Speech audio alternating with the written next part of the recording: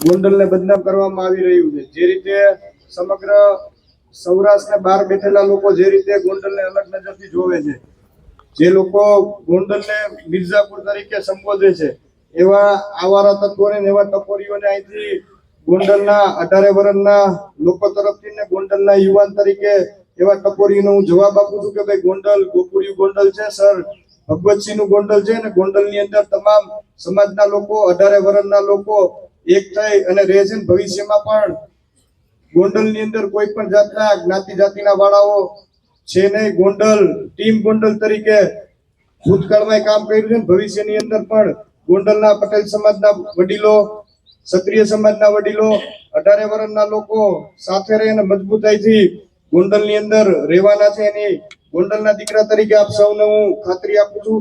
અહીંથી 500 કિલોમીટર દૂરથી 200 કિલોમીટર દૂરથી ગોંડલની અંદર ક્ષત્રિય સમાજને અને પાટીદાર સમાજને અથડાવવાના જે પ્રયત્નો કરતા હોય એવા લોકોને અને એવા ટપોરીઓને ગોંડલ વતી હું સ્પષ્ટપણે જવાબ આપું છું કે ભાઈ એ તમારા સપના છે ક્ષત્રિય પાટીદાર વર્ષિત ક્ષત્રિય કરાવવાના, એ સપના તમારા ક્યારેય પૂરા નહીં થાય એવી 18 વર્ષના લોકો તરફથી ટપોરીઓને જાહેરની અંદર હું જવાબ આપું છું। વધારે વિશેષ કઈ નહીં, પણ આ ઘટનાની અંદર પણ ક્ષત્રિય સમાજના સૌ લોકો, પાટીદાર સમાજના લોકો, તમામ સમાજના લોકોએ જે એકતા બતાવી છે, જે સાથે ખંભે ખંભો મિલાવીને ઉભા રહ્યા છે, એમનો પણ હું હૃદયપૂર્વકથી ખૂબ ખૂબ આભાર માનું છું।